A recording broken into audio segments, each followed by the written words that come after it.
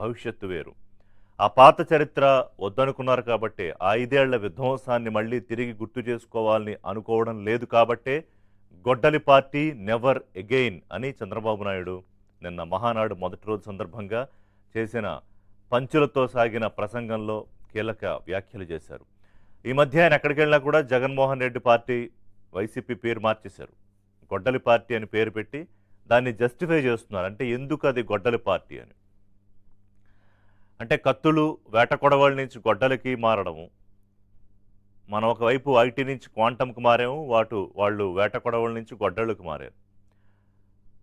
మరోవైపు కత్తుల పార్టీ, ఎందుకంటే కత్తులతో వీరంగం వేస్తూ రప్పా రప్పా అని ఎగురుతుని, లేకపోతే రప్పా రప్పా కోసేస్తామని అన్నవాళ్ళని కూడా తప్పేంటని అడిగిన మాజీ ముఖ్యమంత్రి జగన్మోహన్ రెడ్డి. అందుకే బహుశా చంద్రబాబు నాయుడు పేరు మార్చేసినట్టున్నారు. అలాగే మన ప్రయాణం ఎలా సాగుతోంది, ఎలా సాగాలి అని కార్యకర్తలకు, నేతలకు దిశానిర్దేశం చేశారు. అంటే పదవులు అడ్డు పెట్టుకునో, లేకపోతే వాటినే శాశ్వతం అనుకునో, ప్రజల విషయంలో ప్రవర్తించే తీరులో కనుక తేడా వస్తే ఊరుకోనని సున్నితంగా హెచ్చరిస్తూనే ఎలా ముందుకెళ్ళాలి అనే దాని మీద కూడా దిశానిర్దేశం చేశారు.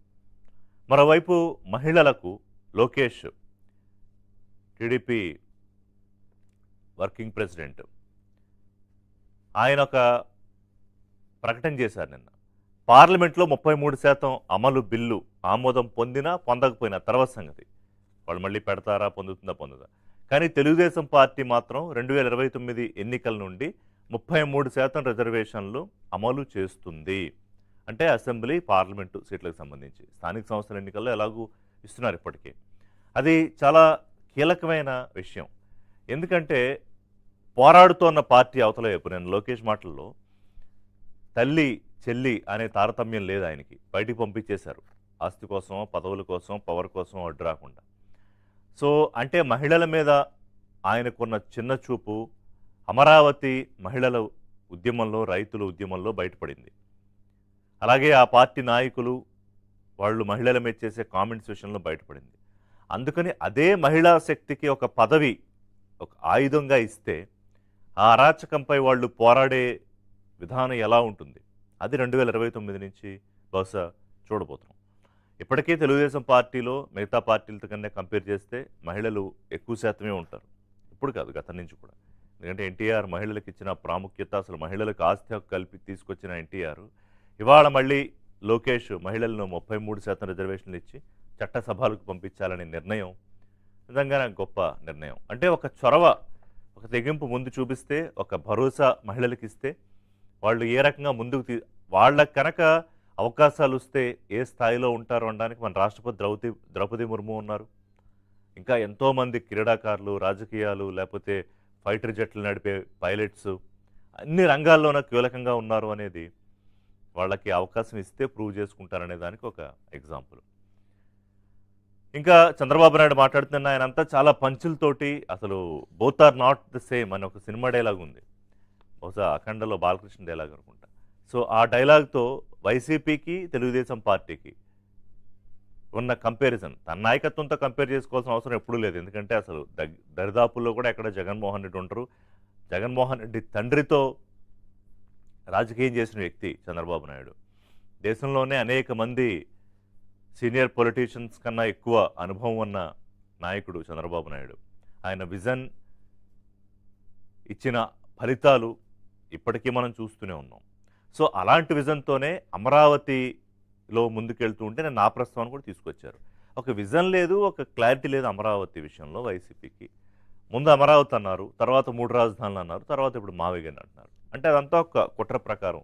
అంటే కుట్రలు, కుంభకోణాలు, కుల రాజకీయాలు, ఈ 3 తెలిసిన పార్టీ మీద ప్రతి నిత్యం ప్రజలను అప్రమత్తం చేస్తూ వెళ్ళకపోతే చాలా ఇబ్బంది పడతాం. అంటే ప్రజలు ఇబ్బంది పడతారు అని నిన్న మనం ఒకసారి గుర్తు చేశారు.